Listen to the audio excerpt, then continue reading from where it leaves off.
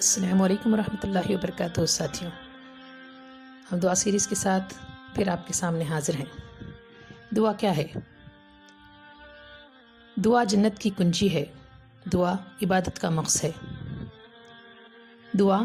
بندے اور اللہ کے تعلق کا اظہار ہے، دعا اللہ کی کبریائی کا اعلان ہے، دعا بندے کی بندگی و غلامی کا اعلان و علامت ہے، دعا سے تقدیر بدل سکتی ہے، دعا عین عبادت اور جان عبادت ہے، دعا کے ذریعے بندہ اپنی بندگی و عاجزی کا اعلان کرتا ہے، دعا اللہ کی بالادستی کا اعراف ہے، دعا اظہار عبودیت ہے۔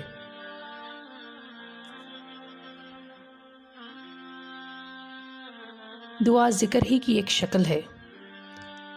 اللہ ہی سے دعا مانگنا عین تقاضۂ بندگی ہے، دعا امید و یقین کے ساتھ کرنی چاہیے، دعا یکسوئی خشوع و خضوع، عاجز و انکساری اور دل کی آمادگی و تڑپ کے ساتھ مانگنی چاہیے، دعا پوری توجہ حضور قلبی کے ساتھ مانگنی چاہیے۔ خود قرآن مجید میں اللہ تعالیٰ فرماتا ہے وَقَالَ رَبُّكُمُ ادْعُونِي أَسْتَجِبْ لَكُمْ، تمہارا رب کہتا ہے مجھے پکارو میں تمہاری دعائیں قبول کروں گا۔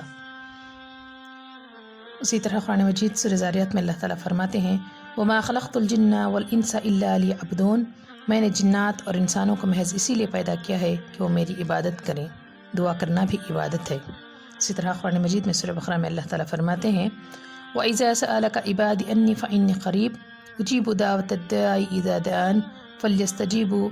لِي وَلْيُؤْمِنُوا بِي لَعَلَّهُمْ يَرْشُدُونَ، جب میرے بندے میرے بارے میں آپ صلی اللہ علیہ وسلم سے سوال کریں تو آپ صلی اللہ علیہ وسلم کہہ دیں کہ میں بہت قریب ہوں، ہر پکارنے والے کی پکار کو جب بھی وہ پکارے قبول کرتا ہوں۔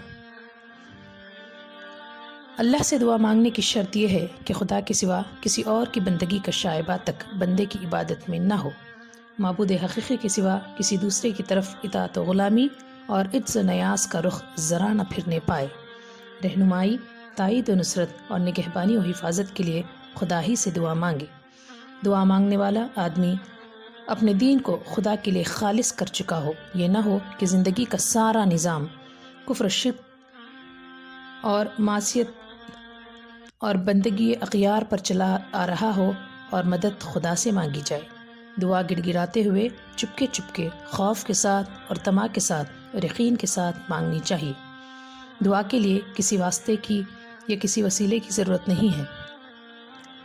ہمارا رب ہمارے شہ رگ سے بھی زیادہ قریب ہے اور دعاؤں کو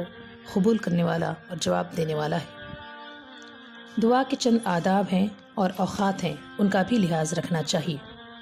بندے کی دعا رد نہیں کی جاتی، فوراً قبول کر لی جاتی ہے، یا کچھ تاخیر سے قبول کر لی جاتی ہے، یا آخرت کے لیے اللہ تعالیٰ اسے اٹھا رکھتا ہے اور جنت پہ اس کا بدلہ دیتا ہے۔ اگر خدا نخواستہ کوئی دعا قبول نہ ہو تو انسان کو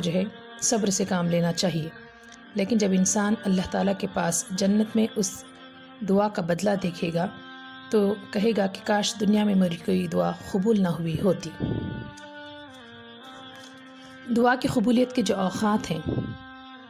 فرض نماز کے آخر میں، اذان اور اقامت کے درمیان، تہجد کے وقت، سجدے میں، بارش برستے وقت، سفر میں، روزہ افطار کے وقت، جمعہ کے دن کی ایک گھڑی، میدان جنگ میں، شب قدر میں، آب زمزم پیتے وقت، عرفہ کے دن، میدان عرفات میں اور قرآن مجید کی تلاوت کے بعد۔ یہ مخصوص اوقات ہیں جن میں مانگی گئی دعائیں رد نہیں ہوتی، ہمیں اس کا لحاظ رکھنا چاہیے۔ آداب دعا میں یہ ہے کہ اخلاص سے نیت ہو، اللہ تعالیٰ کی حمد و ثنا اور رسول اکرم صلی اللہ علیہ وسلم پر درود سے دعا کی ابتدا کرنا اور اسی پر دعا کو ختم کرنا، قبولیت کے یقین کے ساتھ دعا مانگنا، باوضو ہونا، قبلہ رو ہونا، اللہ کے علاوہ کسی اور سے نہ مانگنا، پہلے اپنی ذات کے لیے مانگنا پھر دوسروں کے لیے مانگنا، اپنے گناہوں کا اعتراف کرتے ہوئے اللہ سے بخشش طلب کرنا اور اللہ کی دی ہوئی نعمتوں کا اعتراف کرتے ہوئے اس کا شکر ادا کرنا، پوری عاجزی اور زاری کے ساتھ بخشش کی امید اور اپنے گناہوں کا خوف رکھتے ہوئے پوری حضور قلب کے ساتھ دعا کرنا، کیونکہ اللہ تعالیٰ غافل کی دعا کو قبول نہیں کرتا۔ دعا مانگنے کا طریقہ بھی اللہ تعالیٰ نے خود قرآن مجید میں سکھایا ہے اور آپ صلی اللہ علیہ وسلم کے ذریعے سے سکھایا ہے۔ جو دعائیں قرآن کریم میں مذکور ہیں اور وہ دعائیں جو خود نبی کریم صلی اللہ علیہ وسلم نے مانگی ہیں، جو مستند احادیث کی کتابوں میں موجود ہیں، انہی الفاظ میں اگر دعا مانگی جائے تو بہتر ہوگا، جو خود نبی کریم صلی اللہ علیہ وسلم کا معمول تھا۔ اور یہ حقیقت ہے کہ آپ صلی اللہ علیہ وسلم بڑھ کر مانگنے کا سلیقہ اور ادب اور کس کو آ سکتا ہے۔ یہ دعائیں اس قدر جامع ہیں کہ آپ صلی اللہ علیہ وسلم کے الفاظ میں دعا مانگنے کے بعد پھر شاید ہی کچھ مانگنے سے رہ جائے۔ اسی لیے اس دعا سیریز کو شروع کیا گیا ہے، اور اس میں ہم انشاءاللہ وہ دعائیں جو اللہ تعالیٰ نے خود قرآن مجید میں سکھائی ہیں اور وہ دعائیں جو اللہ تعالیٰ نے حضور صلی اللہ علیہ وسلم کے ذریعے سے سکھائی ہیں، ان کو سیکھنے کی کوشش کریں گے۔ السلام علیکم ورحمۃ اللہ وبرکاتہ۔